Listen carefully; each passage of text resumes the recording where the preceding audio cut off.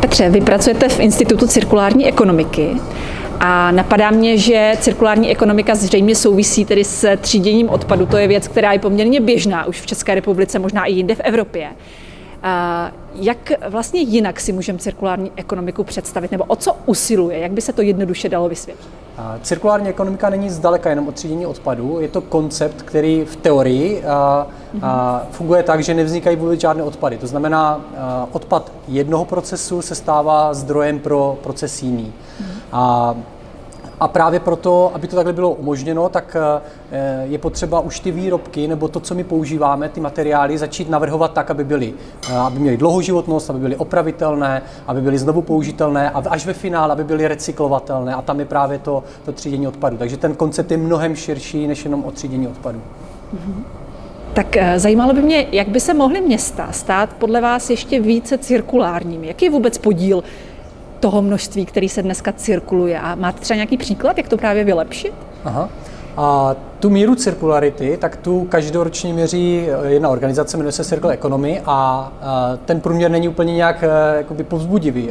Současný svět je zhruba na 8,6% cirkulární. Česká republika je na tom podobně a ty nejlepší země na světě mají kolem 20% jenom pouze. To znamená, že spousta materiálů pořád končí jako odpad.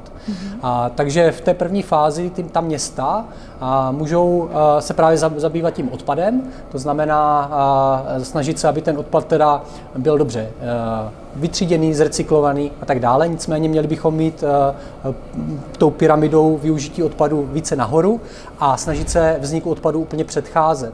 Jo, to není úplně role pro města, je to role pro ty, co uvádějí výrobky na trh a tak dále. To znamená ty výrobky dělat s dlouhou životností, opravitelné, recyklovatelné. Takže jinak role měst je i v té oblasti takové té měkké.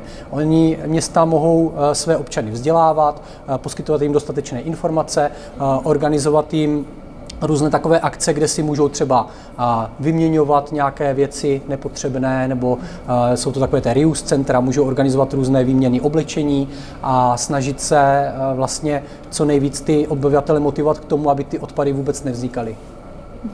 Souvisí vlastně cirkulární ekonomika nějak významně s klimatickou změnou? Může nám to, že obce a města a ty výrobci nějak přejdou na cirkularitu větší, takže nám to pomůže vlastně v tom boji s klimatickou změnou? Aha.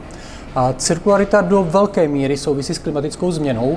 My jsme zvykli si emise skleníkových plynů spojovat primárně s energetikou. Nicméně ty materiály, abychom je vyrobili, abychom je vytěžili, abychom je přetvořili, tak ty taky potřebují velké množství energie a tím pádem emisí.